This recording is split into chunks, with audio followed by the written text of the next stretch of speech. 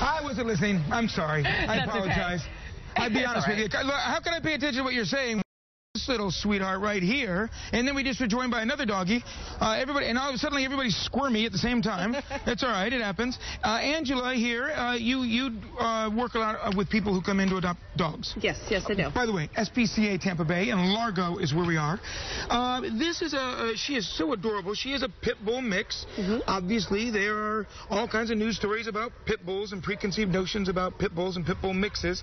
She's obviously sweet as can be right now.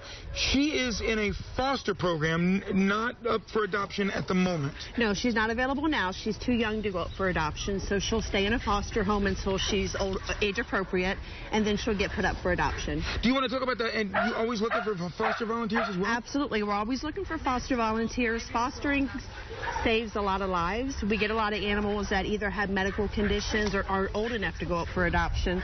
So if we had a suitable home to put them in for a while, they can get better and get a little older and then come back on the adoption tour. Now, we've been talking all morning about picking the perfect pet for your particular situation. Absolutely. Pit bull mix. Obviously, this little girl's going to get bigger. Absolutely. She's going to need to be exercised a lot. She's not going to want to be bored. She's going to need some room to play. She already wants to go and play. Is that the kind of thing she go over with people? Absolutely. We ask people about their lifestyle. Our job, counseling, is all about matchmaking. Kind of like finding what's the perfect match for you. For her, do you have a yard? Are you active? You don't necessarily have to have a yard, but do you go run every day? Do you go to the park? So there's a lot of different things we look for, and it's all about matchmaking. Each dog has different personality, and we try to find the human personality that matches the dog. Well, and you said it's not like because she's got pit in her, you're going to make these people jump through any other different kind of hoops. You just want to make sure everybody knows what they're getting into. Absolutely. Because you don't want to have to see her come back a year from now. Absolutely. Because people said, oh, I didn't know she was going to get that big. Because the person who might want a Yorkie might not want that dog. Absolutely. It all depends on, like I said, what your lifestyle is. Do you want a dog that's going to love and sit on your lap, or one you can go to the park and run with? Speaking of that, we see that little him right there.